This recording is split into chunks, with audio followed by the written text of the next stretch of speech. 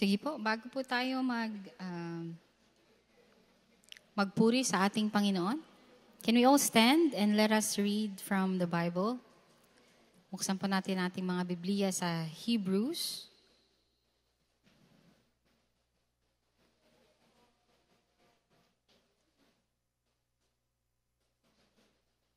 Hebrews 10.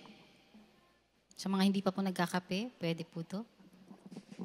Hebrews chapter 10, verses 24 to 25. I'll be reading po from NASB 2020. Hebrews 10, 24 to 25. And let's consider how to encourage one another in love and good deeds, not abandoning our own meeting together, as is the habit of some people, but encouraging one another, and all the more as you see the day drawing near. Amen. Today is the Lord's Day. Amen. And this year is the Lord's year. Amen. Praise the Lord. So, let us sing this song. Kung napapansin niyo po, acoustic muna tayo ngayon.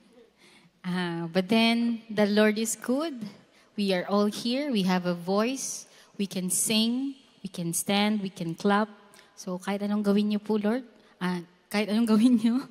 Kahit wag lang mag-istorbo. But, it's all praises to God. Then, He will accept it. Amen. So, let's sing this song.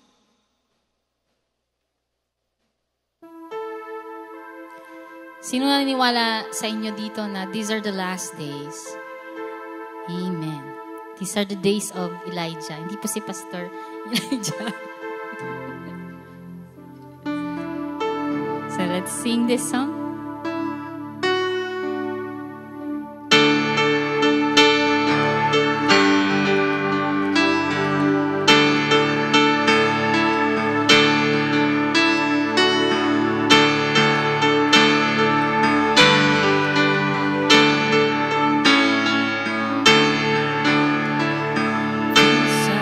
Days of Elijah, declaring the word of the Lord.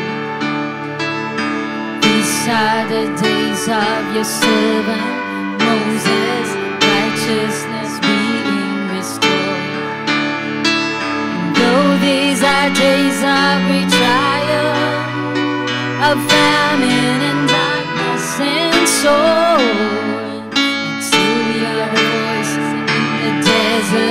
crying, prepare ye the way of the Lord. Behold, He comes, riding on the clouds, shining like the sun. At a trumpet call, lift your voice. It's the year of Jubilee. Out of Zion's hill, salvation comes. And these are the days of Ezekiel, the dry bones becoming as flesh. Amen. And these are the days of your servant David, rebuilding a temple of praise. And these are the days of the harvest. The fields are as white in your word, and we are your laborers in your vineyard, declaring the word of the Lord. Behold, He comes, riding on the clouds, shining like the sun. At a trumpet call, lift your voice. It's the year of Jubilee.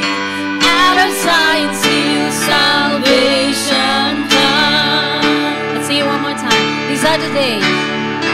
These are the days of Elijah, declaring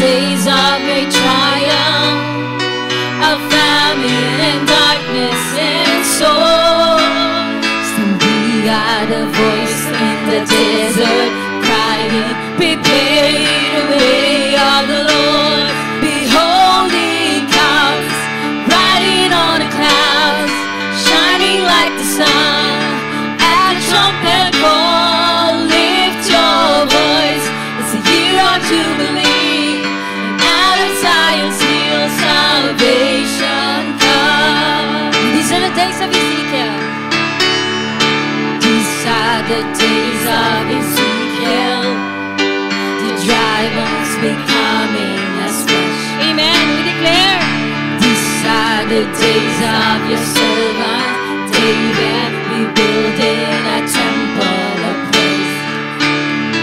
And these are the days of the harvest. The fields are as wide in your word, and we are your laborers in your vineyard, declaring the word of the Lord. Behold, he comes, riding on the clouds, shining like the sun. At a trumpet call, lift your voice. It's a year of jubilee. Out of Zion's will salvation come. There's no God like Jehovah. There's no God like Jehovah. There's no God like Jehovah. There's no God like Jehovah. Declare it. There's no God like Jehovah. Amen. There's no God like Jehovah. There's no God like Jehovah. There's no God like Jehovah. Come on, let's sing one more time. There's no God. There's no God like Jehovah. There's no God like Jehovah. There's no God like Jehovah. There's no God like Jehovah. There's no God like Jehovah. There's no God like Jehovah. There's no God like Jehovah. There's no God like Jehovah. Amen. Praise you, Lord God. Hallelujah.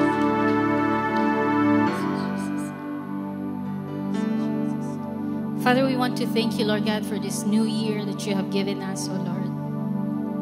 A new beginning, Lord God, but you are the same. You remain the same from yesterday until today, until forever, Lord God. And Lord, as we lay down our plans this year, Lord God, we look to you, Lord God. We long for more of you. We long to know you more.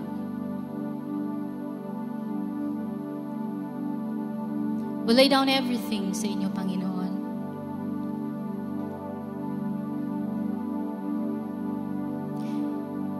And we will wait, Lord God. We will wait, oh Lord. Hallelujah.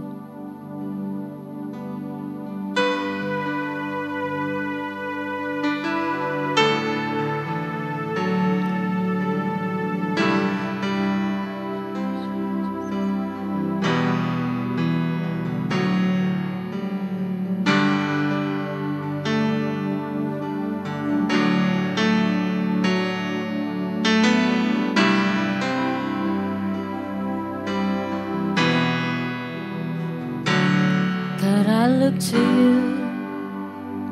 I won't be overwhelmed. Give me vision to see things like you do. God, I look to you. You are my help comes from. Give me wisdom, 'cause you know just what to do. And I will love you, Lord, my strength. And I will love you, Lord, my shield. And I will love you, Lord, my rock. Forever all my days I will love you.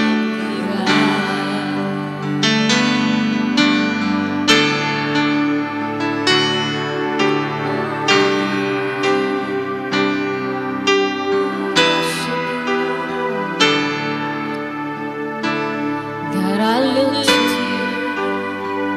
I won't be overwhelmed.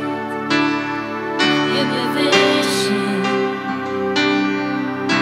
to see things like you do. God, I look to you. You are my help comes from. Give me wisdom, 'cause you know just what to do. And I will love you, Lord, my strength.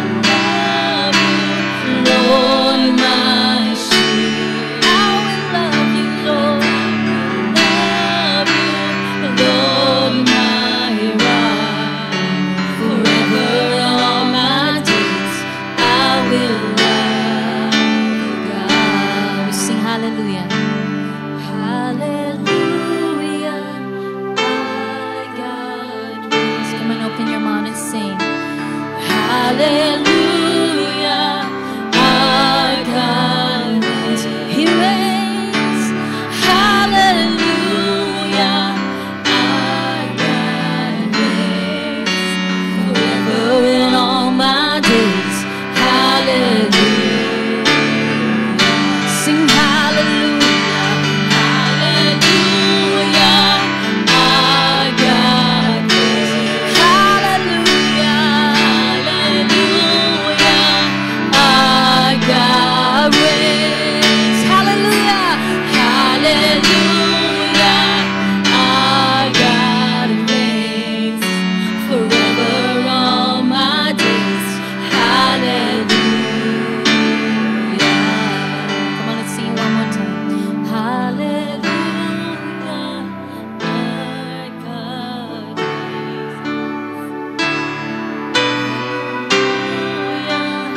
Our God reigns. Sing hallelujah, hallelujah, our God reigns.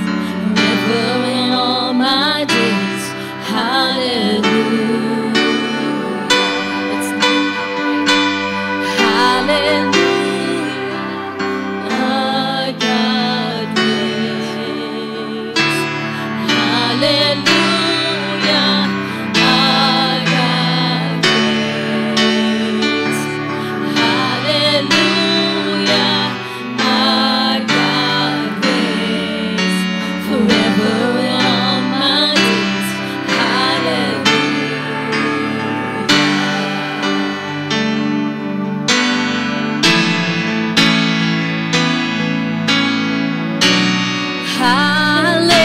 Hallelujah,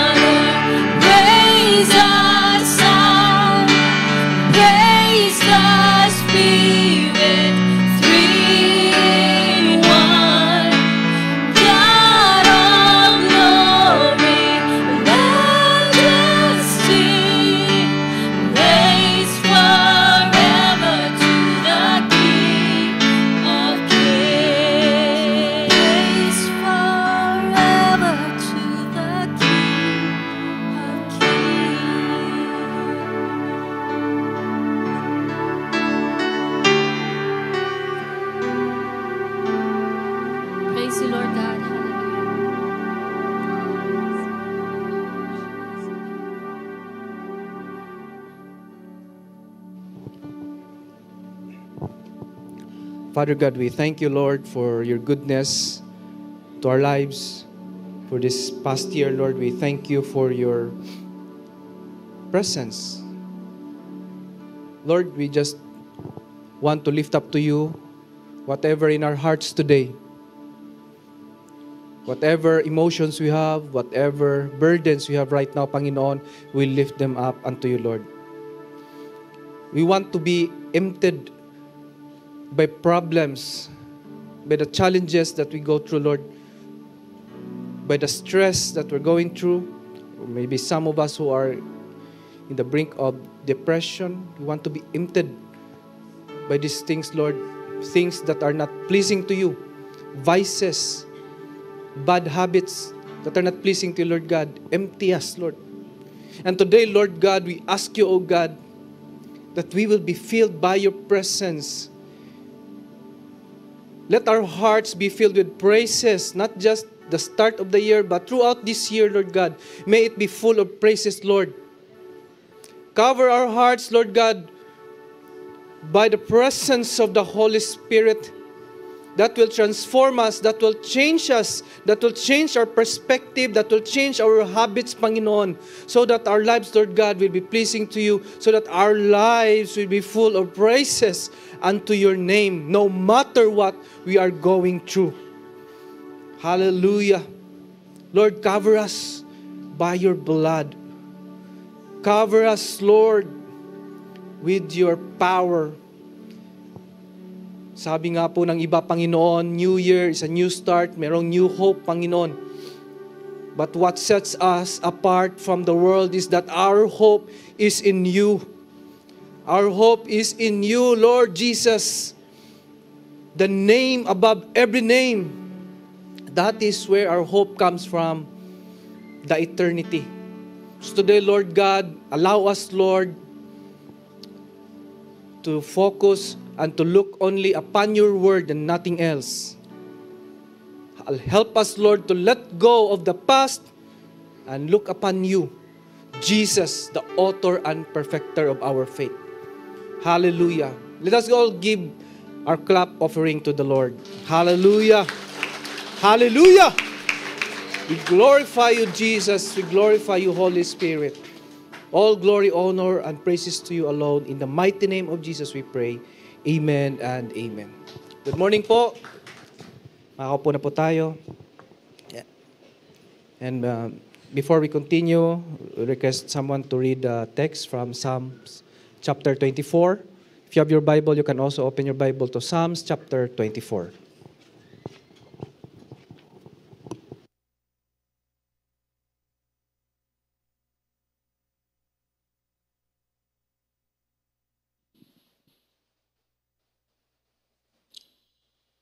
The earth is the Lord's and the fullness thereof, the world and those who dwell therein. Verse 2, for he has founded it upon the seas and established it upon the rivers. 3, who shall ascend the hill of the Lord, and who shall stand in his holy place? 4, he who has clean hands and a pure heart, who does not lift up his soul to what is false, and does not swear deceitfully. 5, he will receive blessing from the Lord and righteousness from the God of his salvation. 6, such is the generation of those who seek him, who seek the face of the God of Jacob. 7, lift up your heads, O gates, and be lifted up, O ancient doors, and the King of glory may come in. 8, who is the King of glory? The Lord strong and mighty, the Lord mighty in battle. 9, lift up your heads, O gates, and lift them up, O ancient doors, and the King of glory may come in. 10, who is the King of glory? The Lord of hosts. He is the King of glory. Amen. Praise God.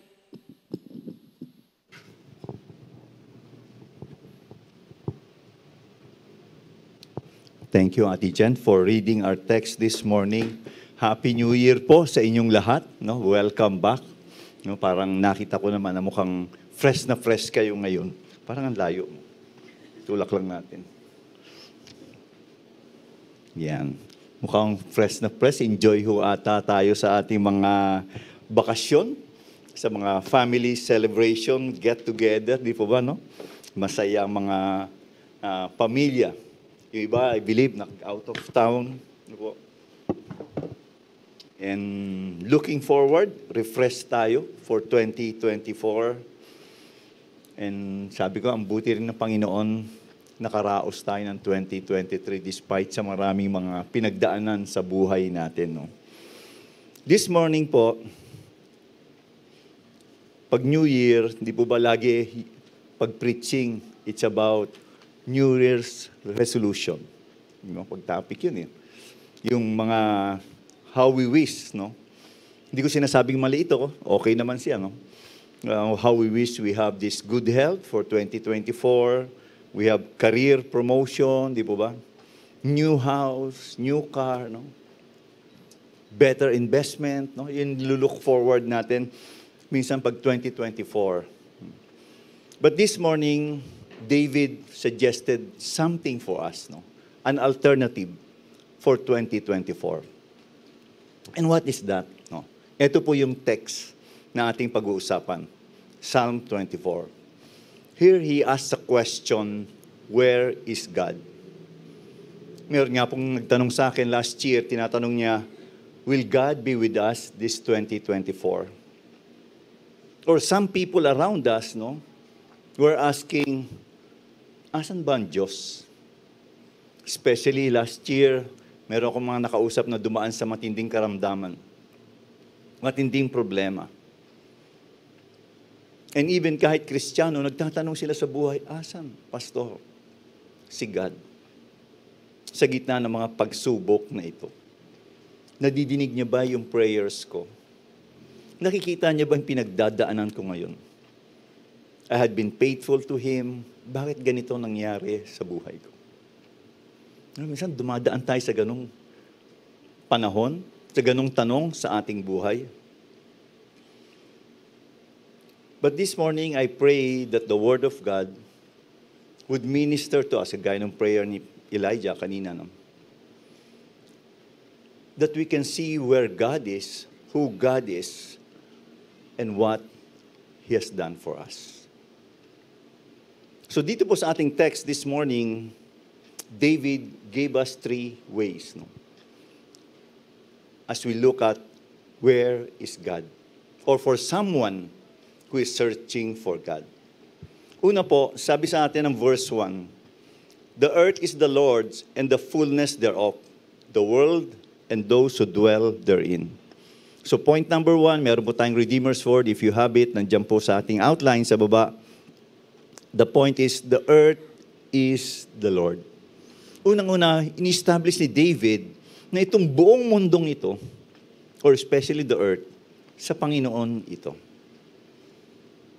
It belonged to Him, kaya siya ang may-ari, siya ang may gawa ng lahat ng ito. Siguro po sa inyo, ng mga nag-out of town, no? Or yung mga minsan nakikita natin sa Facebook, sa YouTube, di ba? Nanonood tayo ng TV. Nakikita natin yung iba't ibang lugar, no? Yung mga fireworks, no? Sa iba't ibang bansa, ang ganda. No? Yung mga nagpunta sa mga beach, nakita nila yung mga post nila galing Boracay, galing Palawan. Yung iba nagpunta ng Japan, nagpunta ng Korea, nagpunta ng US. Ang ganda ng mga beauty. Nakita natin yung mga farms, no? Yung mga magagandang flowers everywhere. And then habang pinapanood natin yun, tulad ng background na to, ngayon ko lang napansin yung background, di ba? Mountains and natures, ma-realize natin na sa Panginoon yan. Kanya lahat nung nakikita natin. Minsan, appreciate natin yung ganda ng lugar eh. Pero hindi din na-appreciate yung gumawa nun. At hindi lang yun. Sabi doon, pati lahat ng mga tao sa paligid natin na nakikita natin belongs to the Lord. Kaya lang minsan the problem with some people is, ang akala nila ang Diyos makikita lang saan? Sa isang structure tulad ng church. Sa isang magandang lugar, no, na aircon. At nandun ang presensya lang ng Panginoon. Kaya minsan yung mga ayaw naman na makilala ang Diyos, lumalayo sila na pumasok ng mga churches. Kasi akala nila, by staying away from all these churches or structures, buildings na ginagamit ng mga church, akala nila, safe sila na hindi sila makikita ng Diyos. Pero with that verse 1 na sinasabi sa atin, everything belongs to the Lord. Isipin ninyo, sa mga estudyante, nasa eskwelahan, sa mga nagtatrabaho sa inyong opisina, nag-exercise ka, nag-gym ka, nagja-jogging ka sa park. Kung asan ka, Monday to Sunday, ano man yung mga pinupuntahan mo, come to think of it, pag piningnan natin yung verse 1, it tells us, all these places belongs to the Lord.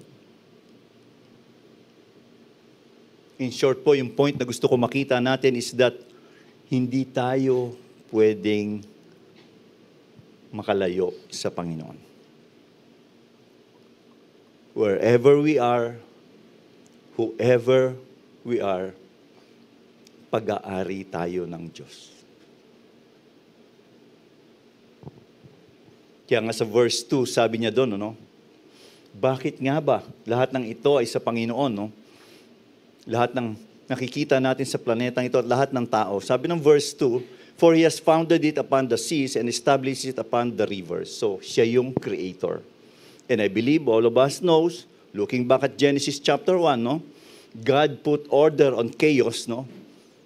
He put waters in its place, created the land for people to live in. So dahil siya yung gumawa nito, siya may-ari nito, He can do what pleases Him. Pwede niyang gamitin lahat ng mga bagay na ito sa nakikita natin sa ating paligid at even yung mga tao sa paligid natin. Sabi nga ng verse 1, all who dwell in it. Ang gusto ni David ipakita sa atin during this time, no, na binabasa natin to is yung creation, yung nature that we have, the planet that we have, the waters around us, no, kinreate ni God John for what? Para dito ang mga tao magdwell. Kumbaga tayo yung importanteng creation dito eh. Inuna niya lahat ng mga bagay-bagay sa paligid natin para dito tayo titira sa mundong ito and we enjoy it. Maraming tao sa paligid natin, alam natin na iba-ibang mga nationalities nakikita natin. O kahit dito sa Pilipinas, no? Siguro sa ating neighborhood. Pero minsan hindi natin sila kilala talaga. Hindi natin alam kung ano yung sitwasyon nila sa buhay. Maraming tao na hindi natin alam kung mayaman sila o mahirap, masaya ba sila o malungkot. Pero one thing na gusto ko makita natin based on this text is that lahat ng mga taong ito, I'm sure belong to the Lord. At hindi lang totoo yun dahil sa marami. But I believe even to each and every one of us here this morning, we belong to the Lord. Each one of us belong to the Lord. Parang ang yung verse 1, pinapakita sa atin, para kang may name tag. No? Naalala ko yung mga may anak dito na maliliit, nung magpapasukan, no? Anong ginagawa nila doon sa bag ng anak nila, nilalagyan nila ng name tag. Diba? Yung mga notebook, lalagyan lahat ng pangalan yun. Para alam na yung gamit na yun, doon sa anak nila. And I believe tayo parang ganun din eh. Meron nung isang player, si Kaka, no? Yung player ng football. Tuwing makaka-goal siya, tatanggalin niya yung t-shirt niya, yung uniform niya, at papakita niya yung t-shirt niya, nakalagay doon, I belong to Jesus. At eto yung ating tag eh. We belong to the Lord. Ang buhay natin, ang buhay ko, it's not my own. It belongs to the Lord. So nakita po ba natin, gusto ko maunawaan natin yun na sinasabi sa atin ni David, eto kayo. Eto lahat. Sino ang Diyos sa ating buhay? At sa verse 1, nandun nga sinabi, all of the world and all its people. All of the world at lahat ng tao. Isipin niyo, exclusive yun eh. Di ba? Exclusive. Lahat, wala ni sino man.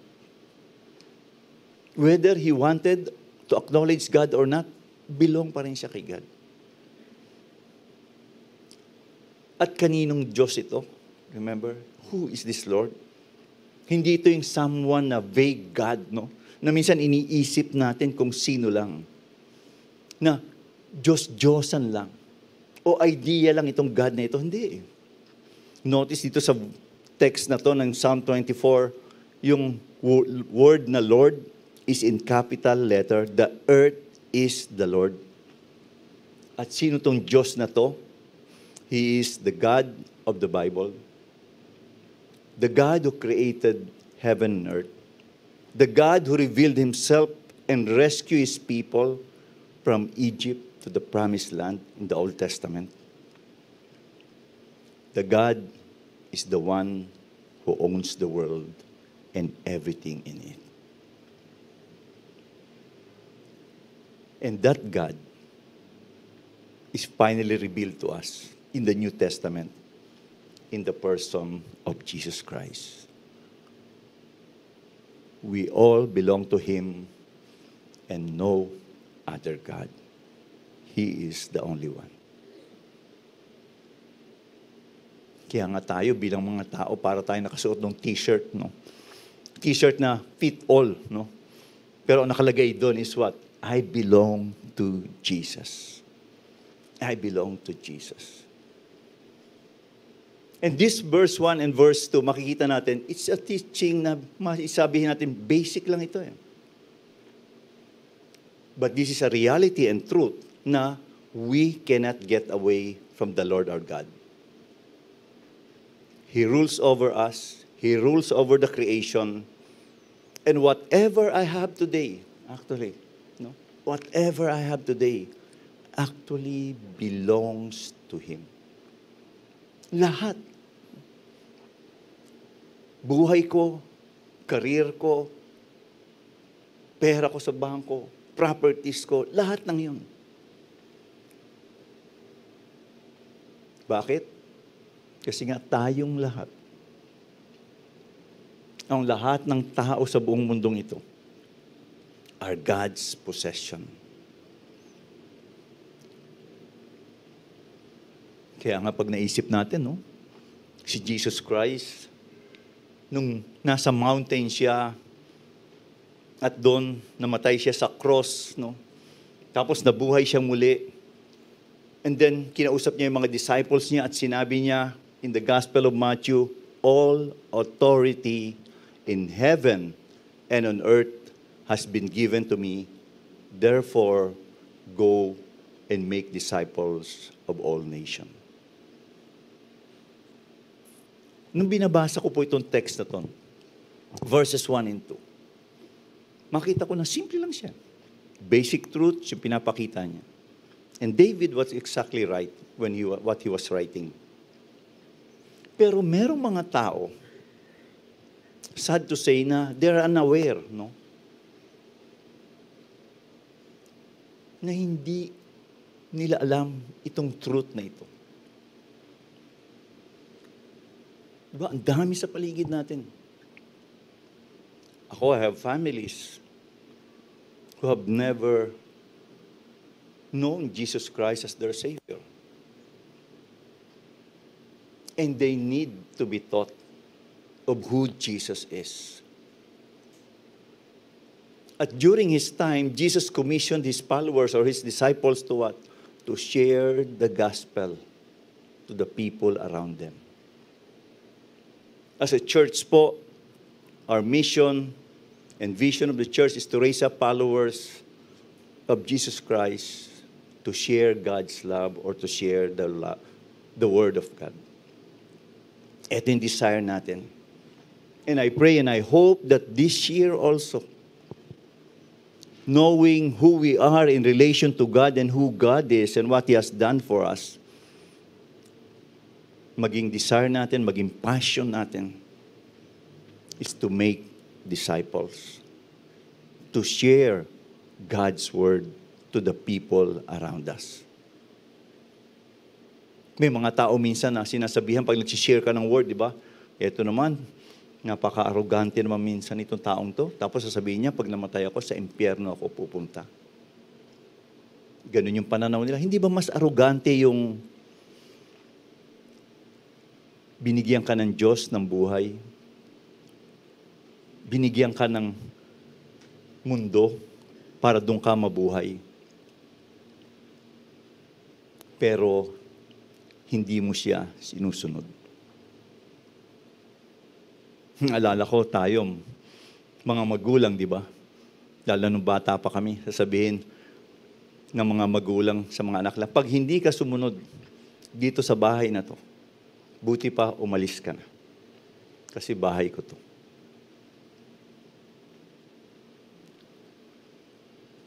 How much more a God who has given us everything, who owns everything. At mamumuhay ka sa mundo niya, na ginawa niya, pinrovide niya.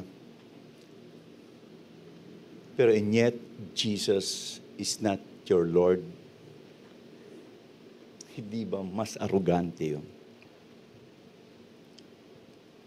So this week po, not only this week, I believe in this month, in this year of 2024, wherever we go dito sa Makati, o kung saan man kayo pupunta, sa inyong office, no? Saan man kayong lugar mapwesto, I would like you to remember, as David would tell us, those spots where you are belong to Jesus. Sino man yung kinakausap mo, mahirap, mayaman, may pinag-aralan, wala. Jesus owned them, and Jesus wanted them to be His disciple. And most of all, let us always remember that we belong to Jesus,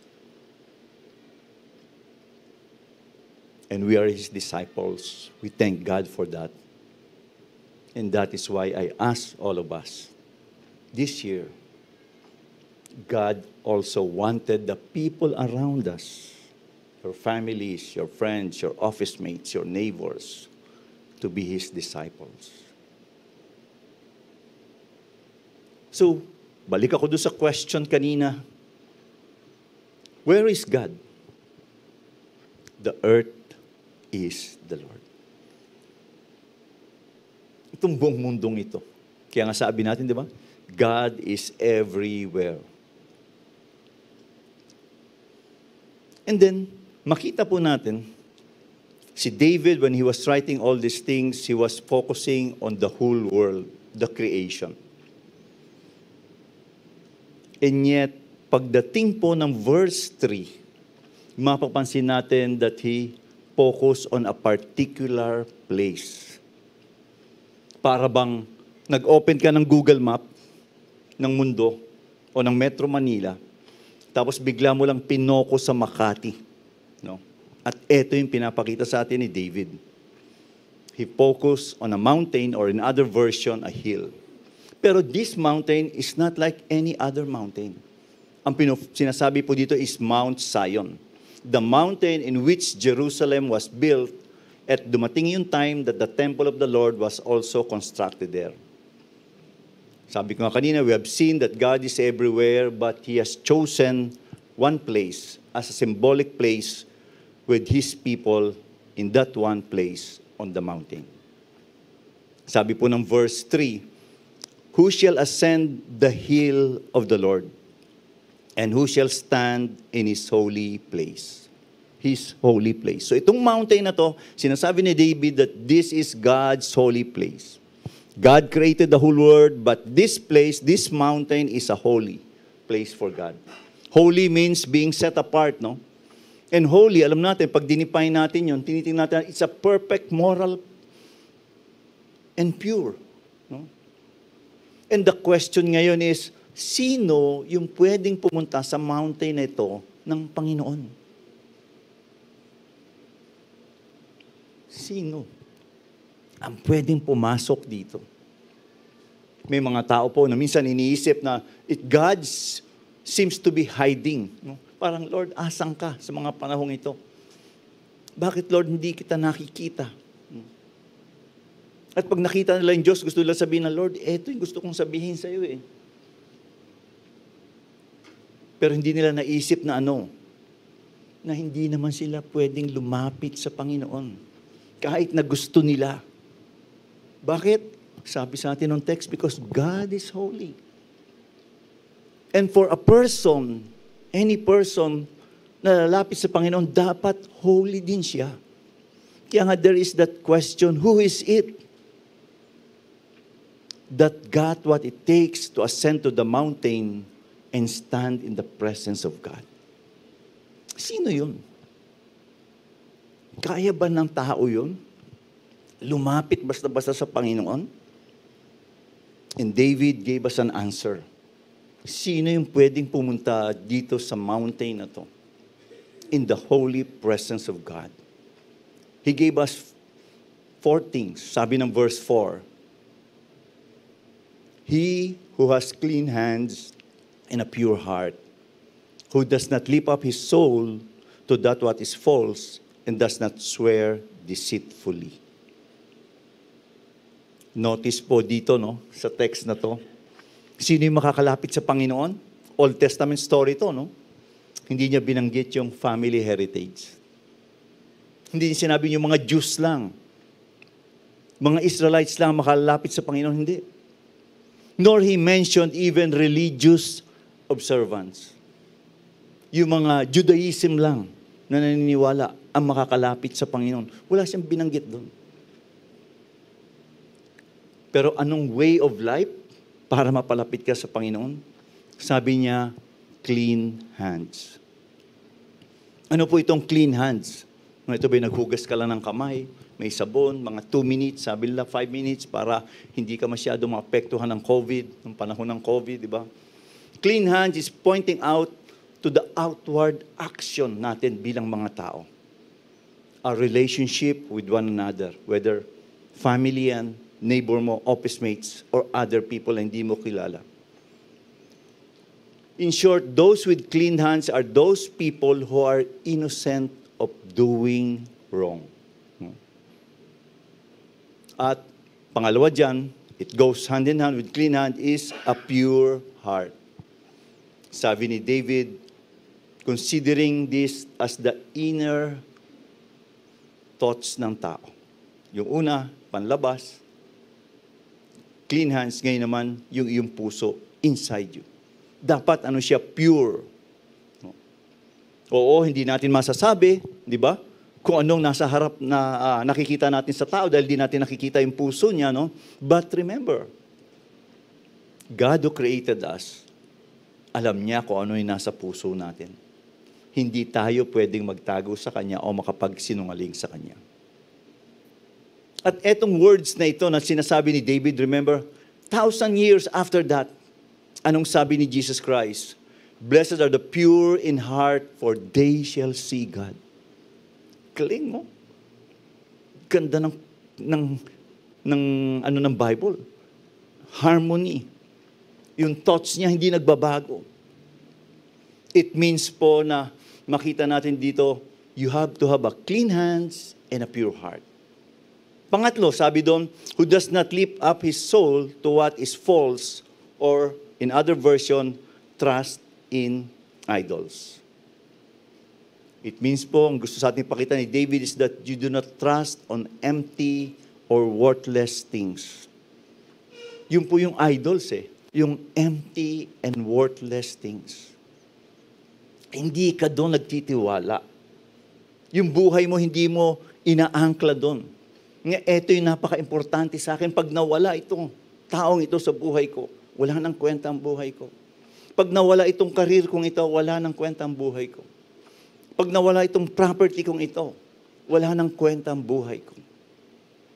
So David's concern is for those who lifted up their lives to something worthless idols. Worthless idols. Hindi lang ito yung metal na ginagawa ng tao or wood na ginagawa ng tao, no? But it can be a relationship. Yung something that we pursue our life more important than God is. Sabi ko, this year, marami tayong plano, marami tayong gustong gawin, but all these things na plano natin at gusto natin gawin, kung ito ay mas importante than who God is in your life, then it is an idol. those things that we lift up, no, na ginawa lang din ng tao. Kaya nga nire-remind sa atin ni David na lahat ng yan, ginawa ng Diyos. At lahat ng yan, kung ititreat mo siya ng importante kaysa kay God, then it is wrong. It is idolatry.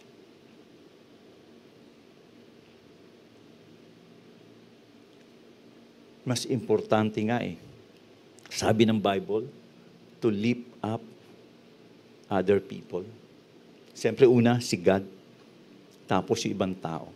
Kisa sa atin. Remember what Jesus said, love the Lord your God with all your heart, with all your souls, with all your mind, and with all your strength. Everything in us.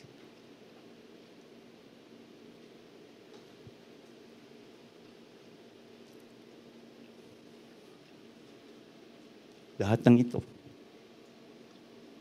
dapat ginagawa natin. Yun yung authentic life na hinahanap sa atin at sinasabi ni David sa kanyang text. Pero pag inisip natin sa mundo natin, sa ating paligid, di ba? Parang normal Mas marami yung namumuhay sa idols. Marami namumuhay sa fantasy world, di ba? Pero pag tinignan mo, they live an empty life. Sad to say, ito yung mundo natin Ito yung offer ng mundo sa ating paligid. A fantasy world. Live now. Enjoy life now. Hayaan mo na yung future. Nakalimutan na natin who God is. And then, number 4, sabi sa atin, does not swear deceitfully. Dapat, sabi sa atin is, kung ano yung sinasabi natin, gagawin natin. Kung ano yung pinangako natin, gagawin natin. When we say something, di ba, dapat panindigan natin. At etong 4 na ito, these are the marks of a person who can ascend to the mountain of the Lord. Ito yung requirements. Kumbaga, ito yung ID natin. Kung aakyat tayo dun sa bundok na yon, ipipresent mo yung ID mo, paano kita papapasukin? Ito kasi yung ID ko. Notice also that the last 2, nitong sinabi ni David, echoed the 10 Commandments. In particular, yung sabi unang-una na, yung command that there be no other gods before the Lord. At yung prohibition ng false witness. At lahat ng ito, pag tinignan natin, bilang Kristiyano, hindi sana tayo nasusurprise. Bakit po? Kasi God revealed to His people lahat ng kanyang gustong sabihin. Yung will niya, yung desire niya, yung command niya, ipinakita niya lahat yan sa Bible. And what God expects from His people, from each and every one of us, bilang mga Kristiyano is what? To follow it and to live it in this world. To be a people like God, holy. Anong sabi ng New Testament? For without holiness, no one can see God. So yun po yung accurate description. God owns the earth. He owns each and every person. And ito yung desire niya, for these people to come to that mountain, to ascend into the mountain or hill, a holy place. And to be in that place, you should be holy. At kung pinamuhay mo yung bagay na yun, sabi ng verses 5 to 6, He will receive blessing from the Lord and the righteousness from the God of his salvation. Such is the generation of those who seek Him, who seek the face of God of Jacob, Selah. Kung sa panahong ito, masasabi mo sa sarili mong, I am living a godly life, then praise God. You stand out sa mundong ito. Kung ito'y pinamumuhay mo sa opisina nyo, sa bahay nyo, sa eskwelahan, praise God for that. Pero kung yung feeling mo na hindi ka comfortable dito, para bang ang tingin mo kakaiba naman masyado yung pananaw na yon sa mundong ito. Remember, kahit ang tingin sa iyo ng mga tao ay kakaiba ka, but it is worth it. Sabi nung text, you will be receiving blessing from the Lord. And then in verse 6, notice po doon, no? The challenge for those who claim or looking for God. Such is the generation of those who seek Him, who seek your face, God of Jacob, Selah. Yung mga tao who genuinely seek God, no? And live holy life, eto sila. Eto yung heart mo. Hinahanap mo ang Diyos at may impact ang Diyos sa buhay mo. Hindi lang hinahanap mo lang ang Diyos pag nakita mo, okay na. Hinahanap mo ang Diyos, pero may impact din siya sa buhay mo. Hindi yung hinahanap ko yung Diyos kasi pag nakita ko siya, gusto ko lahat ng prayer request ko. Lahat ng gusto ko sa buhay ko, ipagkaloob niya sa akin. Hindi po yun yan. Parang bill mo ko. Kung ano yung gusto ko, Lord, bigay mo. Hindi po yun yung nagsisik kay God. Yun yung heart ng tao na sarili mo sinisik mo. Someone who seek God is one who always follow and obey His word. And then sa end po nitong verse 6, nakalagay po doon, Selah. Sabi po nila, it's a musical term for psalms indicating like an interlude. No? May pause. No? Merong hinga ng malalim para bigyan ng time yung mga nakikinig. No? Ano yung nangyari na? So after verses 1, 2, 3, 4, 5, sabi ni David self, look at what's happening doon sa sinabi niya. Hinto tayo. Tingnan natin. Sinasabi niya doon, yung holy life,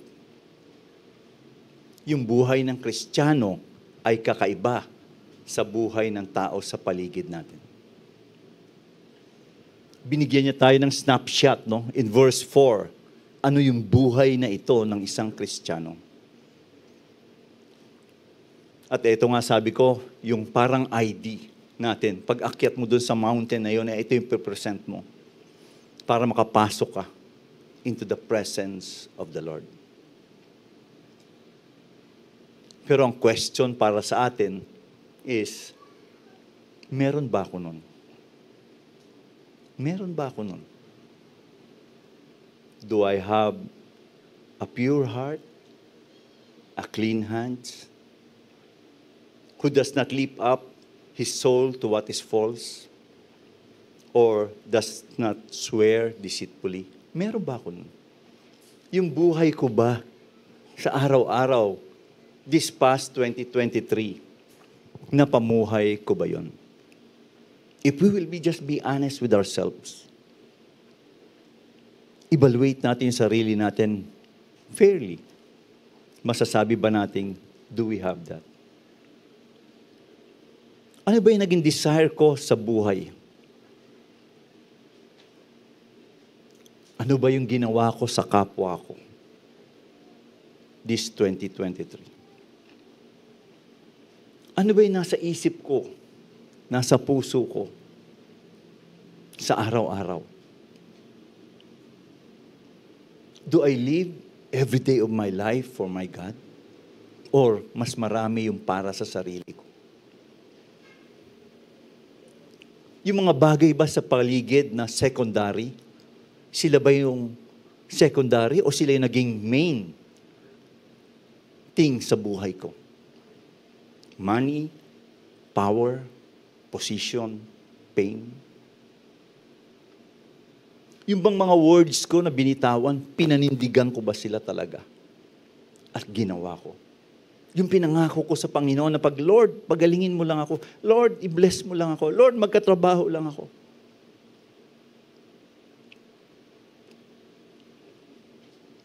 Napanindigan ko ba yun? I believe, kung magiging honest po tayo kahit ako, we failed in all those aspects. Hindi natin naayos yun perfectly. Hindi tayo naging holy in our life.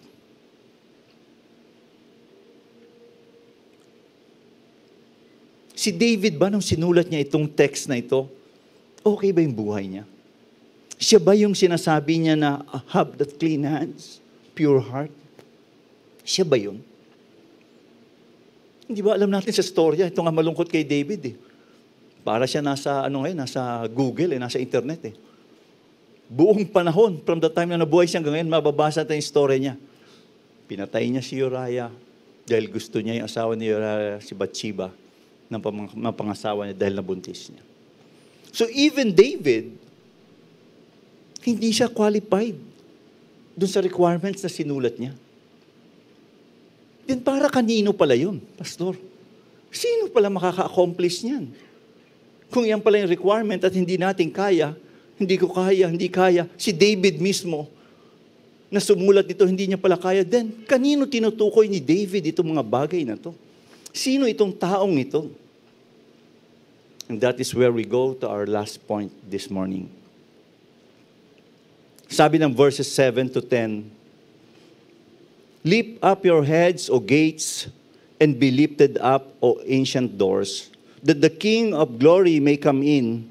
Who is this King of glory? The Lord, strong and mighty, the Lord, mighty in battle. Lift up your heads, O gates, lift them up, O ancient doors, that the King of glory may come in. Who is this King of glory? The Lord of hosts. He is the King of glory, Selah. Sino ito? Sino itong King of glory na ito? Sinabi sa atin kung sino yung pwedeng umakyat to the mountain of the Lord. Yung requirements ng verse 4. Pero pag tiningnan po natin itong sinusulat ni David na to at unawain natin itong Psalm 24, meron siyang focus na isang tao. At 5 times po dito sa binasa natin sa verses 7 to 10, binanggit po doon, King of Glory. Pastor, si David yan. Di ba king din siya? Yes, king si David. No? Pero obvious na hindi siya hindi yung sarili niya sinusulat niya dito. Eh. Kasi nga wala sa kanya yung verse 4. Eh. He is pointing to someone na sinasabi niya, strong and mighty. One who is King of glory. Pag sinabi natin glory, ano yun? Honor, splendor, majesty. No? At yung characteristics na yan or qualities na yan na splendor, honor, and majesty, kanino ina-associate yan? To God alone. Hindi ba? So, hindi po surprise na sinabi niya sa verse 8 and 2 times, sinabi niya, King of glory is the Lord Himself. Pag tinignan po natin, itong text na to, para siyang merong prophecy. Because David was looking forward, speaking ahead of his time on the one who now we could look back, sabi ko nga, and that is Jesus. He is the Lord God who came to earth. He created as King of glory. So eto pala, si Jesus pala, yung sinasabi ni David dito sa text na to, the King of glory who made the mountains. He ascended. He is standing in the holy place, no? So yung verse 4 na binabanggit doon, he has the clean hands, a pure heart. He did not lift up his soul to what is false. He did not swear deceitfully. At yun ay totoo. Alam natin.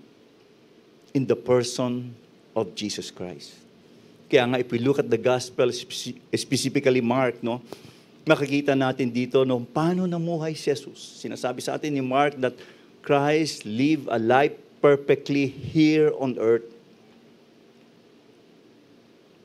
At wala ka ng istorya pa na mababasa katulad ng buhay ni Jesus. Siya pala yun, the King of Glory. Pastor, kung king siya, hindi ba ang king dapat may mga subjects? May mga tao sila?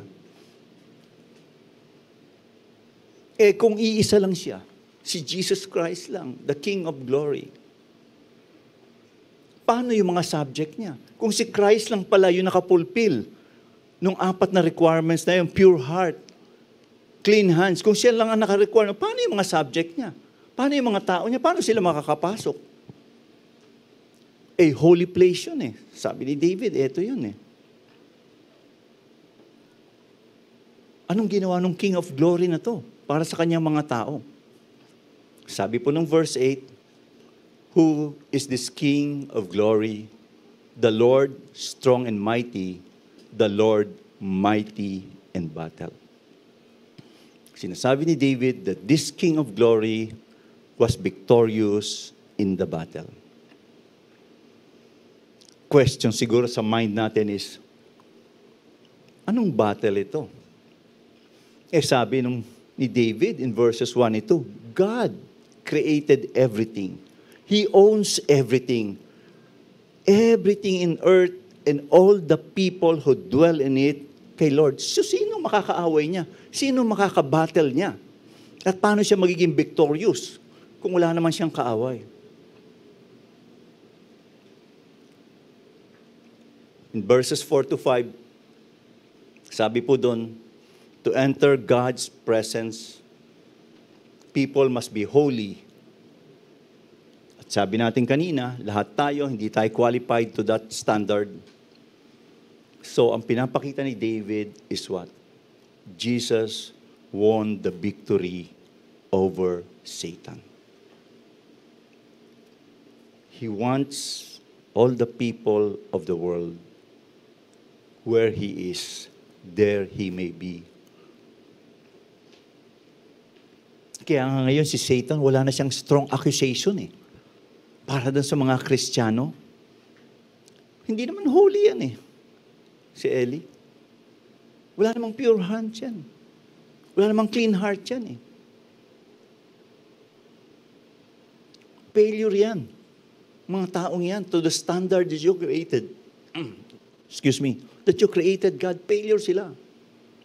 Hindi sila pwede makarating sa presensya mo at makapiling mo sila. Hindi ba, you are a God of justice? So just lang na lahat ng mga makasalanang ito may kaparusahan. And you cannot deny that God? Yun ang accusation ni Satan eh. So paano itong King of Glory na to have won the victory? Paano yung ibang mga tao sa paligid niya, yung mga subject sa kanya, can come into the presence of God? Alam niyo, ito yung maganda na nakita ko sa Psalms. Dati parang tinitingnan ko yung Psalms independent from each other. Pero pag tinignan natin and look back at Psalm 22 in verse 31, looking back, sabi doon, they shall come and proclaim His righteousness to a people yet unborn, that He has done it. Sabi ni David, He has done it. The King of Glory has done it or achieved it. Ano yung nagawa niya? Ano yung na-achieve niya? Balikan natin yung verse 1 ng Psalm 22. Sabi doon, my God, why have you forsaken me? Why are you so far from saving me from the words of my groaning? Because of the way we treat God and other people around us, alam niyo po ba na we do not deserve to enter into the presence of God? What we deserve are punishment and to be separated from God. Kaya nga po, yung King of Glory willingly endured death on the cross in our place. Si Jesus, God, the Son, forsaken by His Father, suffering from exclusion from the presence of God. Yun yung battle na hinarap niya at napanalunan niya. At yung Psalm 22, it was a battle where Jesus emerged victorious. Ipinanalo niya yung battle na yon, and it meant, for Jesus to die on the cross. Pero ang ganda ng storya. Hindi doon nag-ending yung storya sa Bible.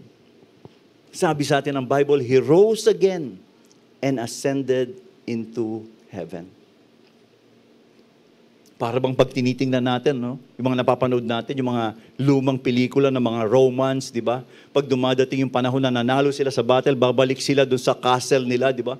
Hawak-hawak nila lahat yung mga nakuha nilang mga ginto, mga espada, yung mga ulo ng mga pinatay nila, ng mga kalaban nila, dala-dala, and people were on the streets, sinisigawan sila, yay, victory, panalo, panalo, And that is what's happening when Jesus came to that mountain, that holy mountain, the temple of God. At hindi nag-end din doon yung story, it moves, alam natin, in the new creation. Kaya nga yung victory march ni Jesus to that mountain is a good news for all of us.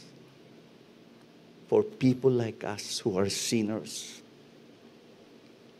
Sabi ng Hebrews 9 verse 24, for Christ has entered not into holy places made with hands, which are copies of the true things, but into heaven itself, now to appear in the presence of God on our behalf. Looking back at verse 5, nung ating text, sabi doon, they will receive blessing from the Lord and vindication from their Savior. Ang ganda nun eh. Yung verse 5, alam niyo po ba bakit? Hindi natin kailangan gumawa ng anumang bagay o matinding good works, para tayo makarating sa presensya ng Panginoon. Hindi yun eh. All we have to do is come with our empty hands and claim to ourselves that, Lord, I am a sinner. I am nothing. I have nothing. I'm worth nothing. But I want to come to you, Jesus. Receive. Believe in you. That you are my Savior. And I receive your blessings, Lord. Diba? Kaya minsan nyo akala, Pastor, magpapakabait na ako. Kasi sabi ni ate ko kanina, babalik ng Panginoon. Pag hindi ako magpakabait, baka hindi ako makapunta sa langit. Hindi yun eh. Hindi nga yun eh. You miss the message of the Bible. Hindi ko sinasabing masama, mali yung magpakabait. Hindi. The point is Jesus Christ. Notice niyo yung text, they will receive blessing from the Lord. And that blessing, that salvation comes from the Lord. Hindi rin galing sa iyo. At pag tinignan natin daw, sabi nung nabasa ko, the whole psalm is about rescue, not about working up, going to God. The God of our salvation does not treat people as they deserve it. Praise God. Pag may mga nagkamali sa atin, di ba? Magbago ka muna, pahihirapan muna kita bago kita mapatawad. Si God hindi yun. He had given His Son. And those who believe in Jesus Christ receive His righteousness.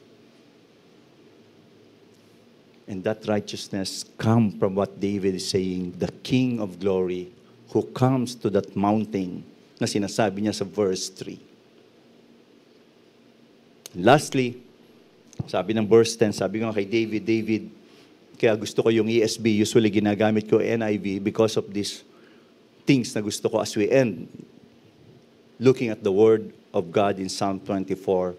Sabi sa last word ng verse 10, Selah. Again, as we close, think about the Psalm 24. Think about who God is sa buhay mo. David told us about creation,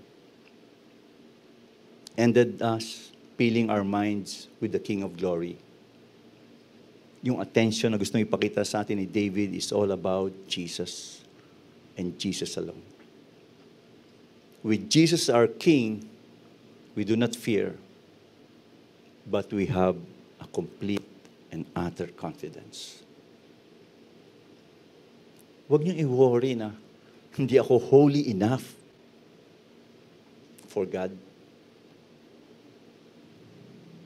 All you have to do is to stand and watch a victorious King of Glory wins the battle single-handedly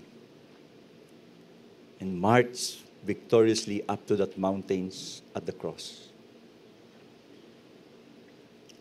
Now, alam natin, He is with the Father, ahead of His people, ahead of those believers, followers, disciples of Christ.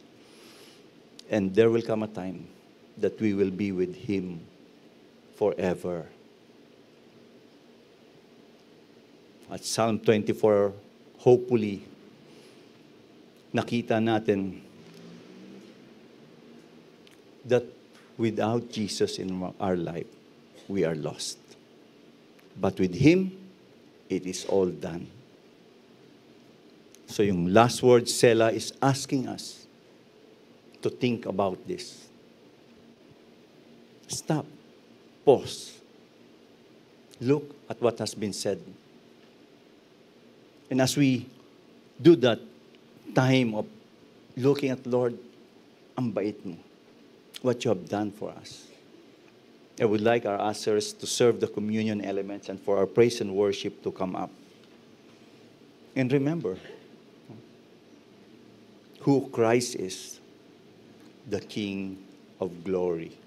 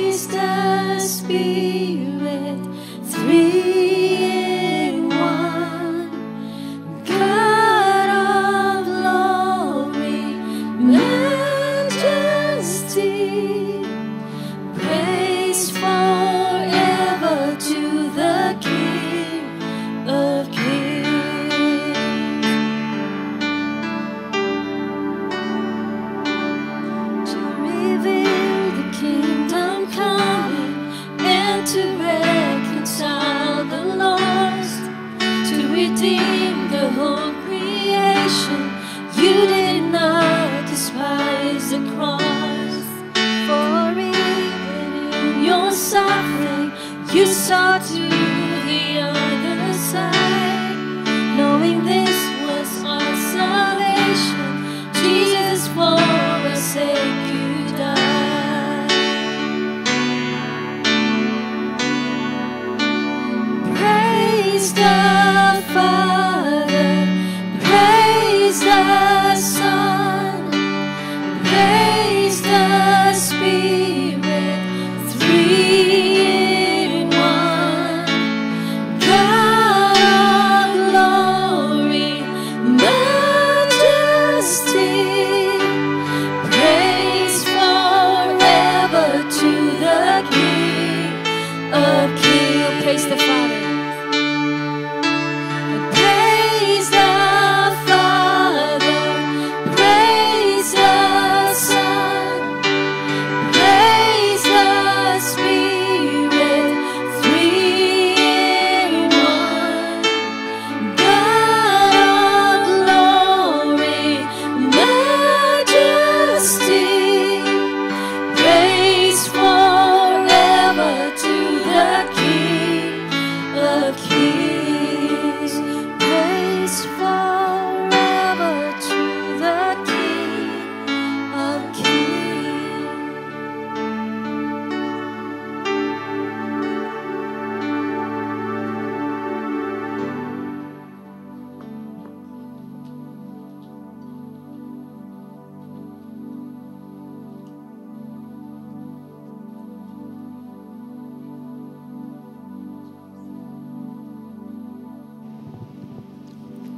Okay na po ba lahat po? Meron ng elements for our communion? So let's pray. Father God, we thank you for your word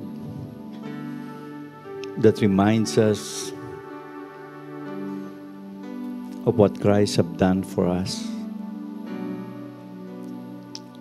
We thank you, Lord Jesus, for the salvation, for the forgiveness, for the assurance of eternal life. We thank you that you have been faithful to your words and to your promises.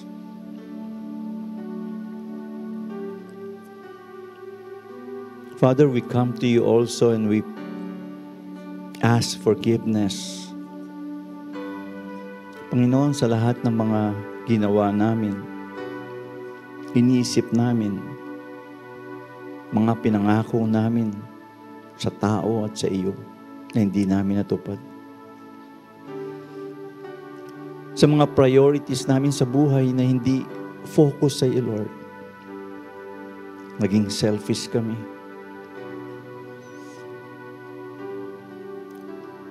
In 2023, marami kami naging learning sa buhay. Marami rin kaming heartaches, pain, failures, wrong judgment, decisions in life. Panahon na naging complacent din kami.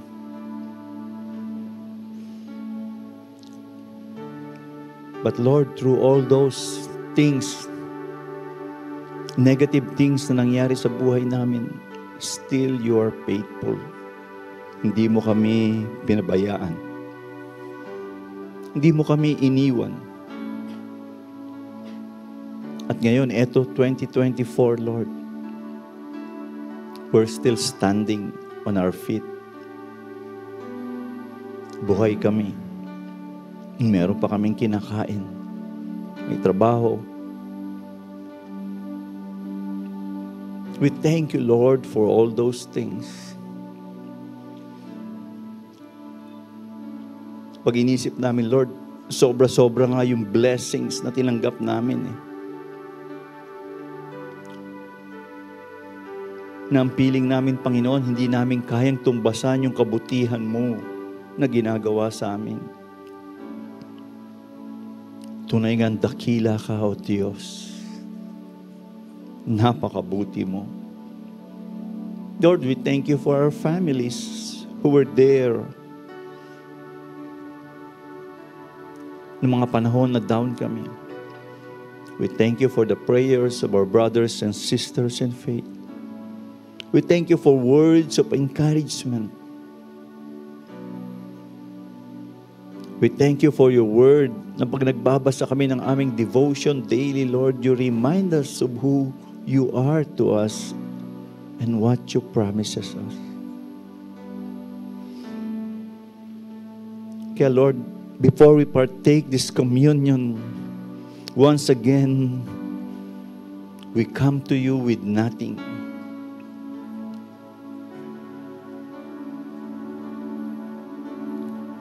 We come to you, Lord, seeking mercy, grace, favor.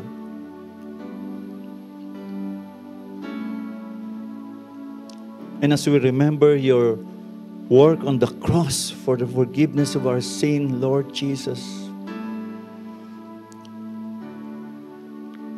ang masasabi namin, Panginoon, ay salamat. Salamat sa concern mo para sa amin. Ganon din, Father God, we want to recommit our lives to you this 2024. Na yung buhay namin, Panginoon, ay maipamuhay namin according to your plan, your purpose, your will. Dahil, Lord, you own us. Everything that we have, Panginoon, ay sa iyo.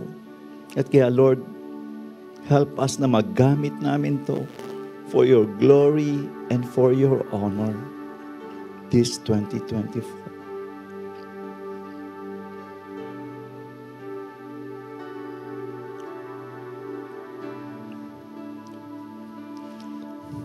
In the Last Supper, Jesus took the bread, gave thanks and broke it, and gave it to them, saying, "This is my body given for you. Do this in remembrance of me." Let's all partake of the bread.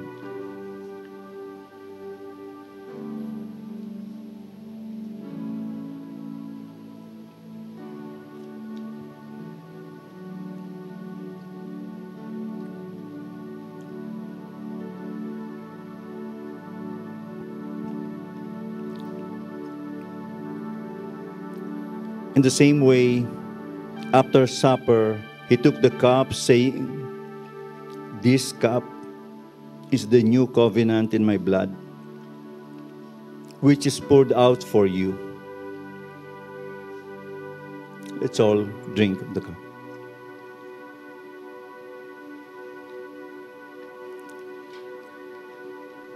Hallelujah.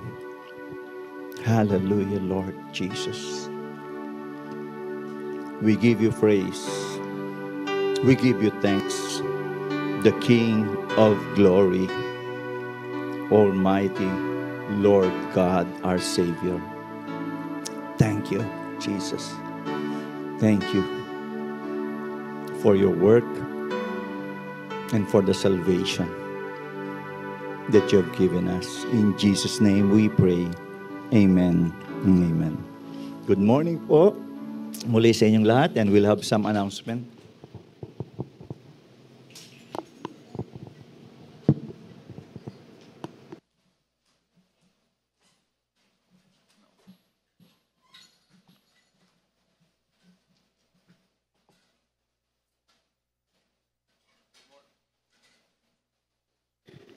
Good morning po, good morning. Blessed 2024, brothers and sisters in Christ. So while we are preparing for our tithes and offering, so we have few announcements lang po. So we can send also our tithes and offerings through our bank transfer and GCash account. Yung details po is available on our Redeemer's Word. So we are encouraging everyone po to attend the Bible study at 7 p.m. followed by a prayer night at 8 p.m. every Wednesday online. So we are also in need po ng volunteer teachers. So if you are interested and with the heart to serve, kindly approach lang po Sister Tess or the admin ng church. So our church also is encourage everyone to be part of the body of Christ through ministries. With this, with that, if you are touched by God, ushering ministry welcomes you po. So meron po ba tayong first-timers? First-timers? Ayun, welcome po to GRCF. So pwede po ba natin siyang i-acknowledge by clapping our hands? So welcome ma'am welcome po sa GRCF. Okay. So our tithes are available na po ba? Okay.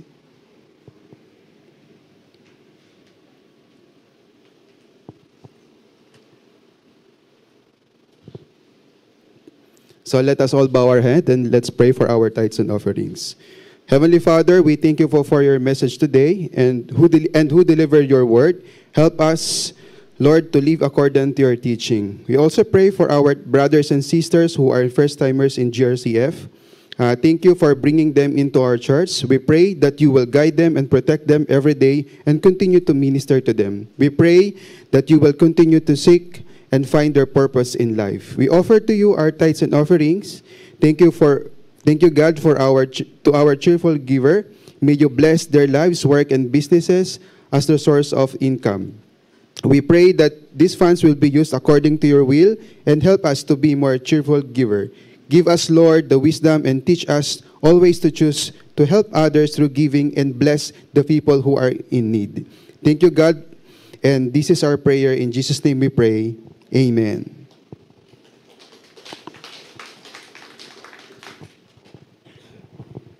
So tayo po tayong lahat.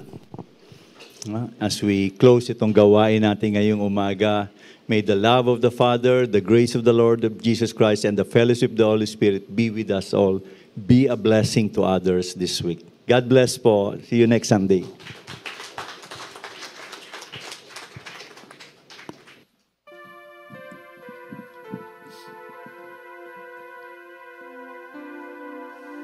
Sige po, batiin po natin ang ating pong mga kapatiran.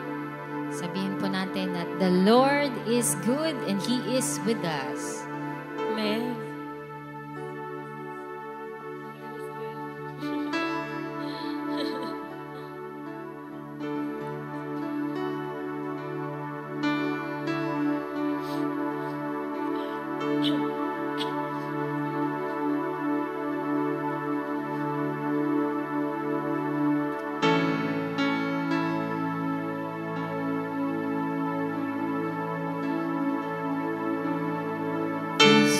The days of Elijah, declaring the word of the Lord.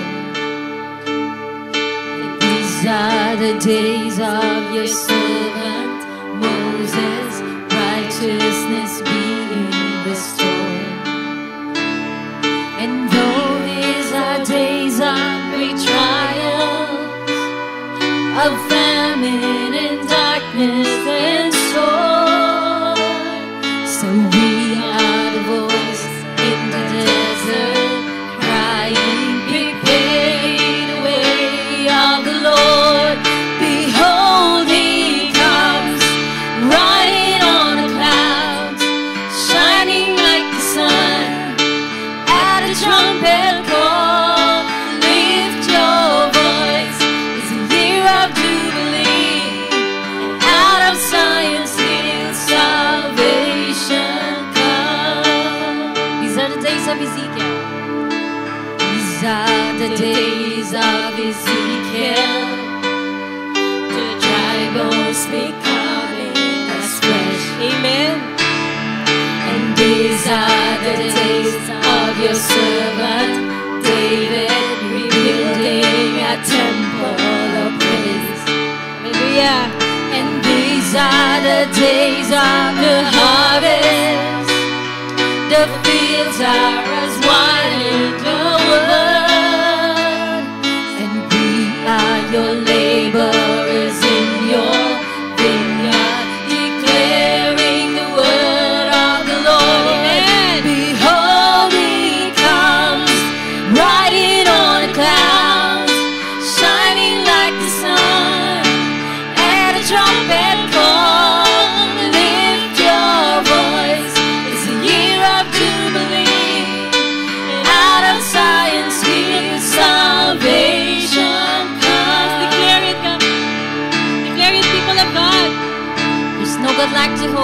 Amen. There's no God like Jehovah. There's no God like Jehovah. There's no God like Jehovah. There's no God like Jehovah. There's no God like Jehovah. There's no God like Jehovah. There's no God like Jehovah. There's no God like Jehovah. Sabihan niyo sa katabi niyo. There's no God like Jehovah. There's no God like Jehovah. There's no God like Jehovah. There's no God like Jehovah. Behold, He comes, riding on a cloud, shining like the sun, at a trumpet call.